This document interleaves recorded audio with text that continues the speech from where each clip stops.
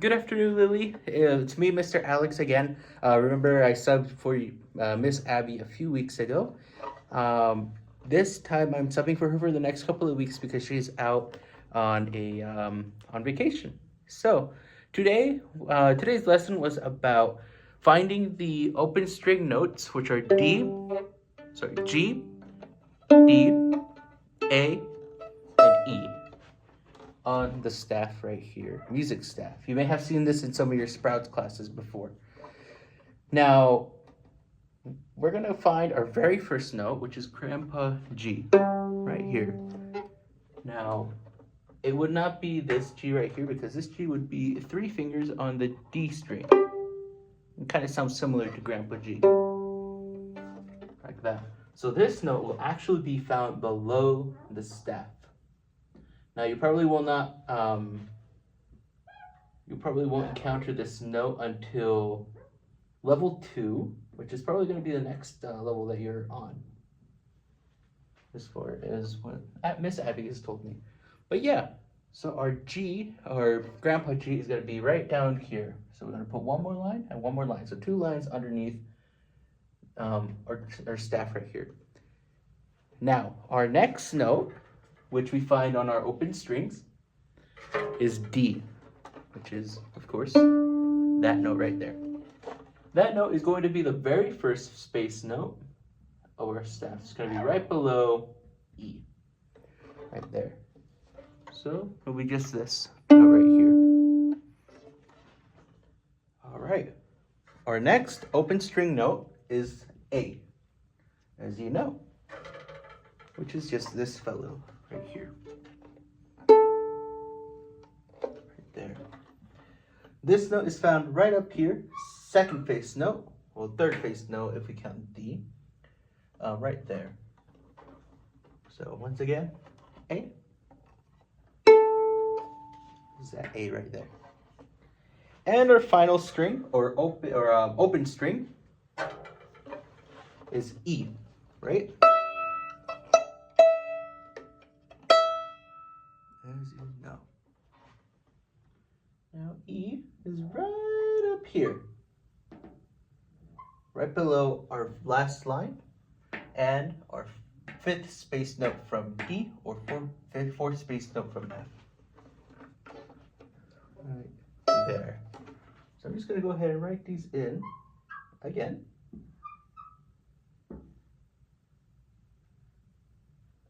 Like so. I'm just going to write the letter names right next to them.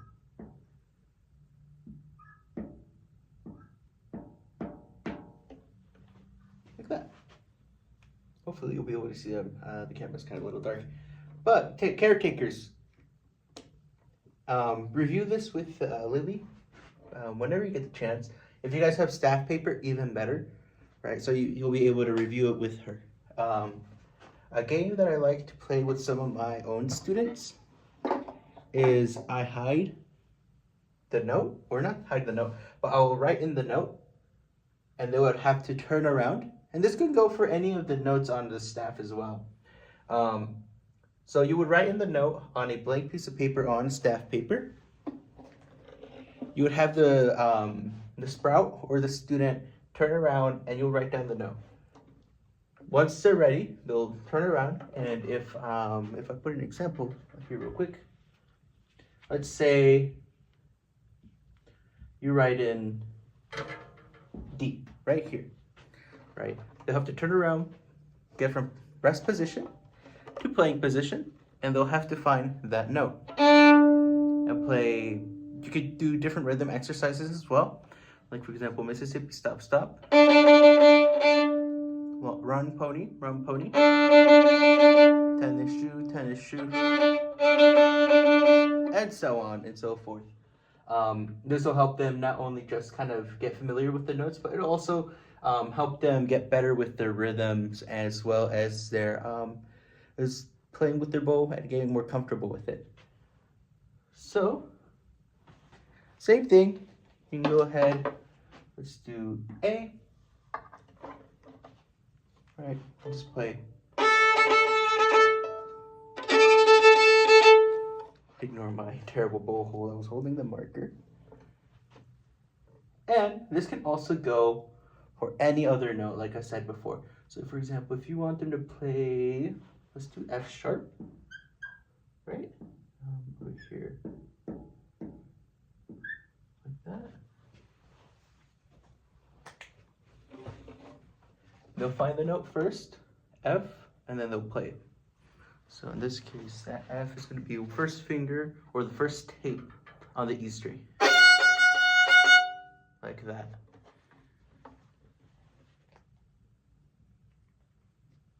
So, now that we got that covered, we can go on to our next little bit of the lesson.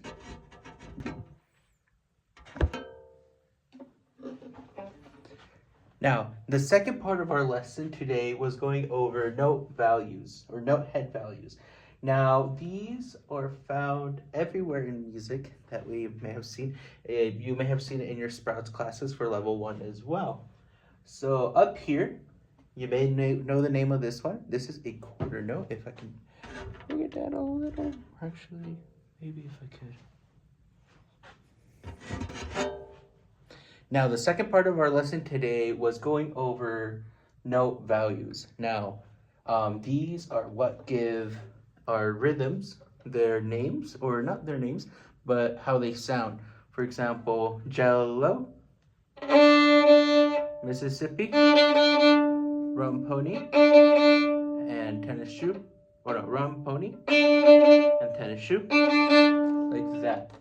So these are some of the guys or some of the notes that give those sounds how they sound. So our quarter note is 1 beat, depending on the metronome. And I'll show this with your caretaker as well.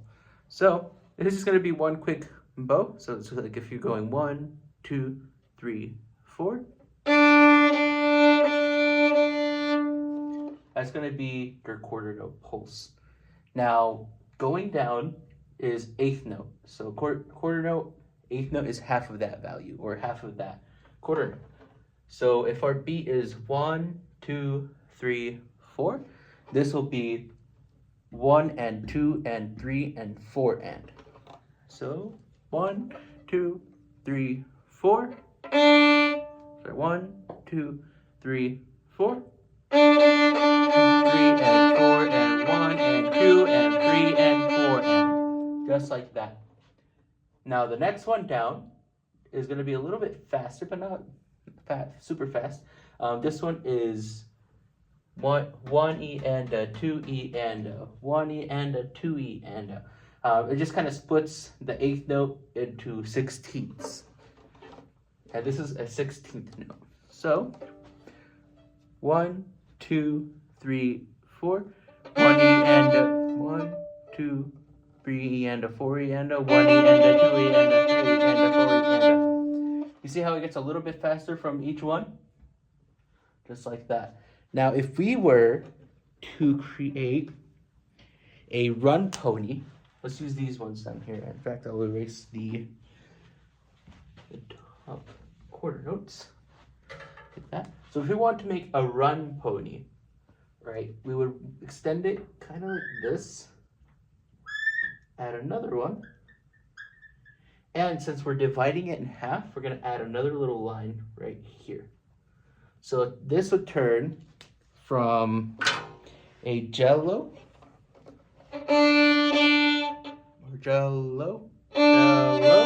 right?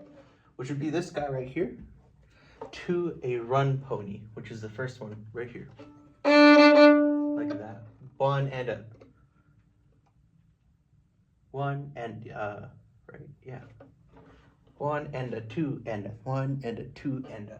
And they'll probably teach you this in their Sprouts class too. And vice versa. If we want to make a tennis shoe, right? We're gonna make a tennis shoe. Instead of putting the line over here, we put it over here.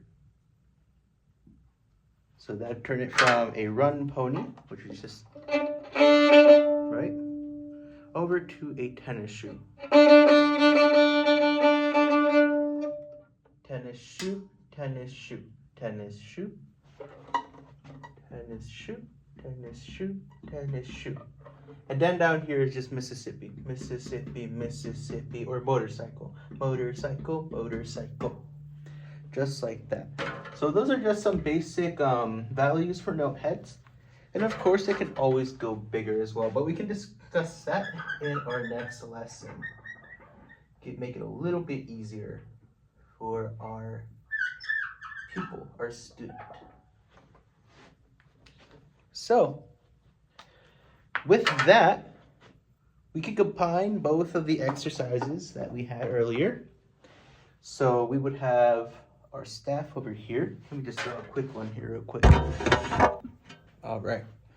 So we can always combine both of these exercises.